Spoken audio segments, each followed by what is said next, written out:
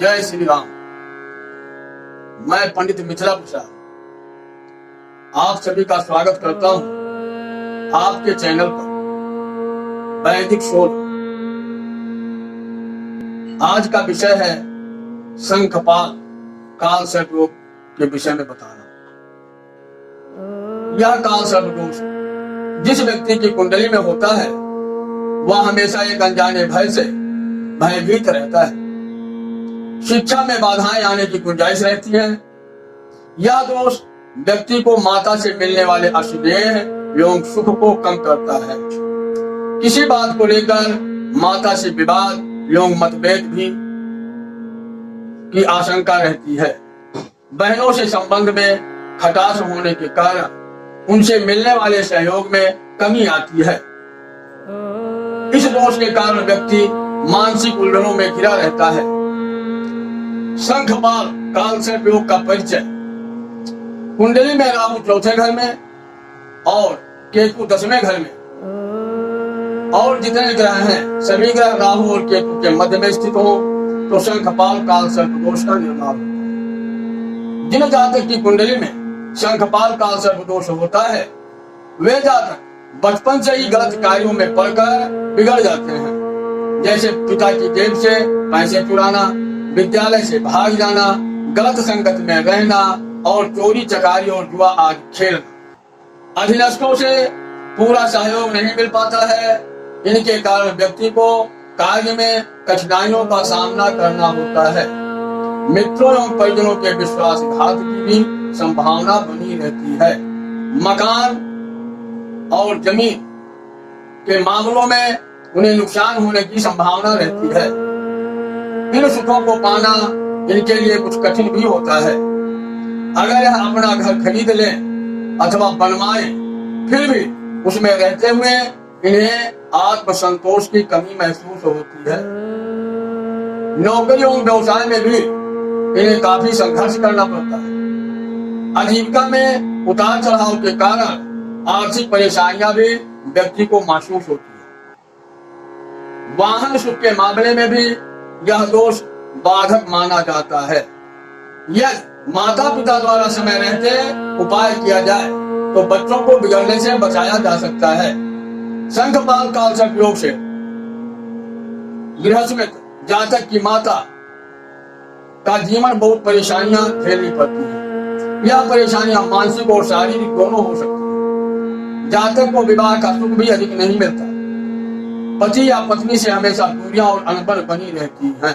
संतान सुख की प्राप्ति देरी से होती है। संतान के स्वास्थ्य एवं अन्य विषयों को लेकर व्यक्ति को चिंताएं घेरी रहती हैं। माना यह जाता है कि पद्म काल सर्प दोष जिसकी कुंडली में होता है उसे गुप्त रोग हो सकता है। पेट संबंधी रोग के कारण व्यक्ति की सेहत में उतार चढ़ाव बना रहता है। पंचम भाव में राहु एवं 11वें भाव में केतु व्यक्ति के मन को अध्यात्म की ओर आकर्षित करता है। इसके कारण पद्म काल सर्प दोष के प्रभावित व्यक्ति वृद्धावस्था में संन्यास ग्रहण करने की सोच सकता है। मित्रों से धोखा तथा अपयश की भी आशंका बनी रहती है। शादी में भी रुकावट आती है। यदि शादी हो भी जाती है तो शादी होने के बाद बच्चों के जन्म में कठिनाइयां और बच्चों का बीमार रहना जैसी परेशानियों का सामना करना पड़ता है। पद्म काल सर्प योग के बुरे प्रभाव से प्रेम में धोखा मिल सकता है। इस दोष का विद्यार्थियों के जीवन पर बहुत बुरा असर पड़ता है। उन्हें इस काल सर्प दोष का उपाय अवश्य कराना चाहिए क्योंकि हमारा पूरा जीवन अच्छी शिक्षा पर आधारित होता है। पद्म काल सर्प दोष का फल। पद्म काल सर्प दोष के कारण व्यक्ति को उच्च शिक्षा के दौरान कठिनाइयों का सामना करना पड़ता है। शिक्षा में रुकावट आने की भी गुंजाइश रहती है।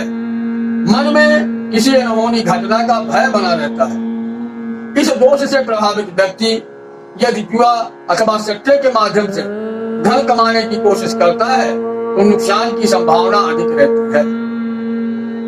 पद्म काल सर्प दोष का यह प्रकार संतान सुख में बाधक होता है। शंखपाल दोष के उपाय। भगवान शिव अपने गले में नागों की माला धारण करते हैं। नाग जाति भगवान शिव को अपना आराध्य मानते हैं तथा भगवान शिव भी उनके प्रति कृपालु रहते हैं। अतः किसी भी प्रकार का सर्प दोष होने पर भगवान शिव की शरण में जाना कल्याणकारी होता है।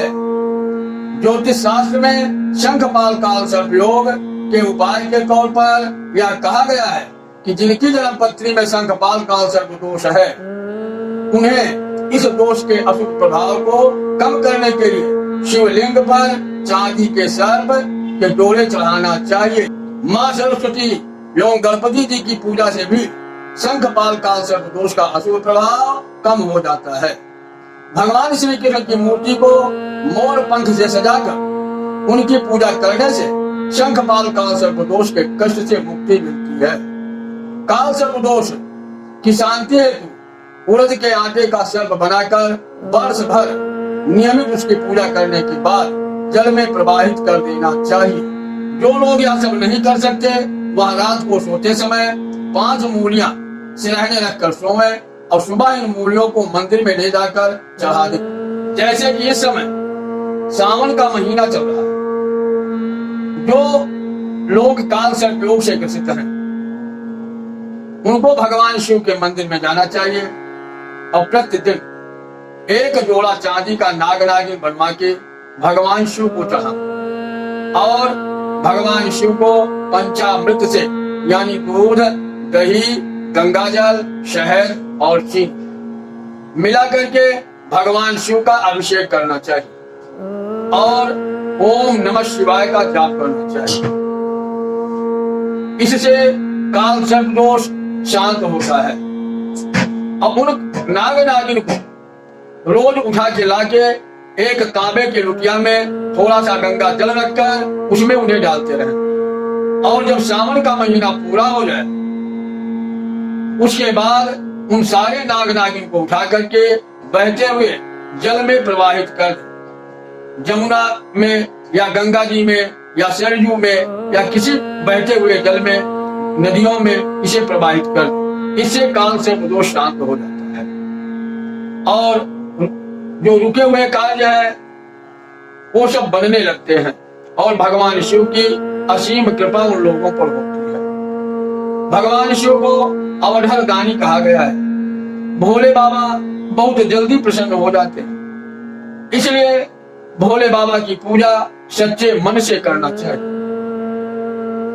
पूजा करने के लिए घर से अपने लोटे में पंचामृत बनाकर लावे और पूजा की सारी सामग्री घर से लेकर आवे और घर से जब निकले तो इस समय देश में कोरोना महामारी फैली हुई है।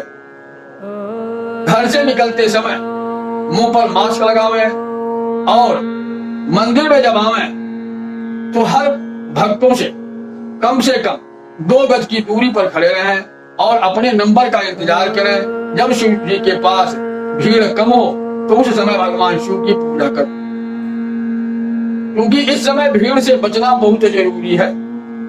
अगर स्वस्थ रहना है तो भीड़ से बच के रहना है। जहां भीड़ भाड़ हो वहां नहीं जाना चाहिए, वहां से दूर रहना चाहिए और भगवान का ध्यान करते रहना चाहिए।